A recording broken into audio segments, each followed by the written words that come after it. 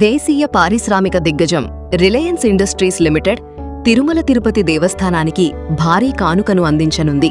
మొత్తం 25 ఎలక్ట్రిక్ బస్సులను విరాళంగా ఇవ్వబోతోంది. దశలవారీగా బ్రహ్మోత్సవాల నాటికి ఆయా బస్సులన్నీ కూడా టీటీడీకి అందబోతున్నాయి.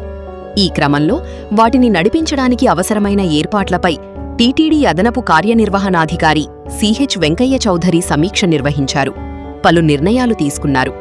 ఈ ఎలక్ట్రిక్ బస్సులకు అవసరమైన ఛార్జింగ్ స్టేషన్, పవర్ సప్లై, డ్రైవర్లు, వివిధ మౌలిక సదుపాయాల ఏర్పాటుపై రిలయన్స్ ప్రతినిధులతో ఆయన సమావేశమయ్యారు. తిరుమల పద్మావతి అతిథి గృహంలో ఈ భేటీ ఏర్పాటైంది. రిలయన్స్ విరాళంగా అందిస్తోన్న ఎలక్ట్రిక్ బస్సులను భక్తులకు పూర్తిస్థాయిలో ఉపయోగపడేలా చర్యలు చేపట్టాలని అన్నారు. బ్రహ్మోత్సవాల నాటికి పూర్తిస్థాయిలో ఎలక్ట్రిక్ బస్సులను అందుబాటులోకి తీసుకురావాలని సంబంధిత అధికారులను ఆదేశించారు. మొత్తం 50 బస్సుల సామర్థ్యంతో ఛార్జింగ్ స్టేషన్ ఏర్పాటు చేయాల్సిన అవసరముందని పేర్కొన్నారు. ఒకేసారి 20 బస్సులు ఛార్జింగ్ అయ్యేలా ఛార్జింగ్ పాయింట్లను అందుబాటులో ఉంచాలని రిలయన్స్ ప్రతినిధులను కోరారు.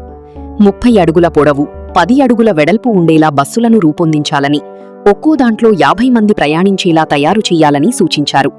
బస్సులు త్వరగా ఛార్జింగ్ అయ్యేందుకు వీలుగా 2 మెగావాట్ల సామర్థ్యం కలిగిన ఛార్జింగ్ పాయింట్లు ఏర్పాటు చేయాలని వెంకయ్య చౌధరి అన్నారు. ఈ సందర్భంగా టీటీడీ అధికారులకు పలు ఆదేశాలిచ్చారాయన. బస్సులను నడిపేందుకు 50 మంది డ్రైవర్లను సిద్ధం చేసుకోవాలని చెప్పారు. ప్రతి 2 నిమిషాలకు ఒక బస్సు అందుబాటులో ఉండేలా, ఒక షిఫ్టుకు 25 బస్సుల లెక్కన 2 షిఫ్టుల్లో 50 బస్సులు తిప్పేలా చర్యలు చేపట్టాలని అన్నారు.